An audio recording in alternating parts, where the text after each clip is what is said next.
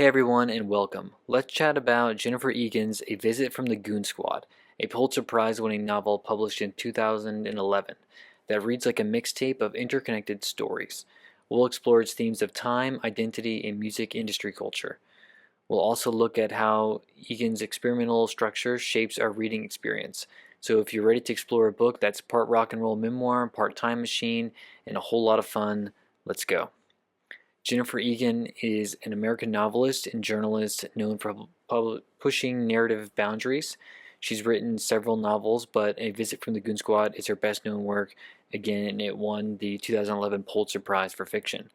Her storytelling often bridges the gap between literary fiction and more experimental forms, with shifts in narrative focus, perspective, and even media, like the famous PowerPoint chapter in Goon Squad, which we will talk about more soon. A Visit from the Goon Squad consists of 13 interlinked chapters, each focusing on different characters connected by the music industry, especially Benny Salazar, who is an aging record executive, and Sasha, his sometime assistant. These chapters span decades, jumping back and forth in time from the 1970s to a near future setting. Again, 30-ish years. This was published in 2011. Egan describes it as a novel, but its structure is reminiscent of linked short stories.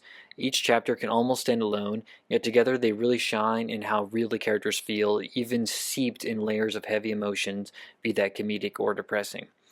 One of the most iconic sections is presented as a PowerPoint slide deck, which is an unusual narrative choice, but one that feels perfectly with the novel spirit of experimentation.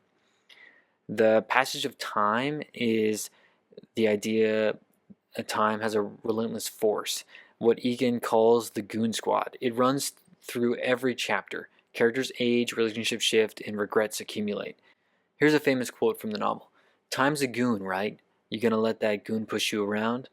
This line captures the novel's central motif. Time is an unstoppable goon that challenges each character's sense of identity and possibility. Time is like an invisible bully. No one escapes its impact, and Goon Squad reminds us that our past shapes and haunts our present. Characters reinvent themselves, often failing or partly succeeding. Characters reinvent themselves, often failing or only partially succeeding. Benny shifts from a scrappy music lover to a somewhat jaded industry executive.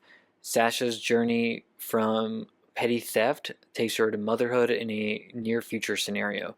We watch them struggle with who they were and who they are and who they might become. It asks us to consider how our choices, relationships, and cultural moments shape our evolving sense of self. We also, despite existing in a hyper-connected music scene, characters often feel disconnected. They drift in and out of each other's lives, sometimes literally losing touch for decades. A brief quote captures this emotional undercurrent in Sasha's line, "I'm always happy," Sasha said. "Sometimes I just forget." This fleeting sense of disconnection and longing for something else surfaces throughout the novel. Even in an industry built on bringing people together through music, isolation and emotional distance remain powerful forces, and that is put there time and time again.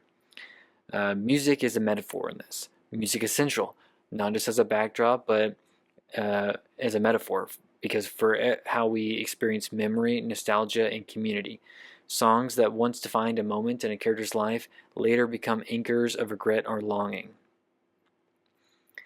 Egan's style is playful, shifting from traditional first and third person narratives to experimental forms. This approach highlights the idea that stories in our lives are often understood in fragments. We piece them together through memory, technology, and media we consume. The PowerPoint chapter feels jarring at first, but it underscores how modern communication shapes our relationships and how we convey meaning in the digital age.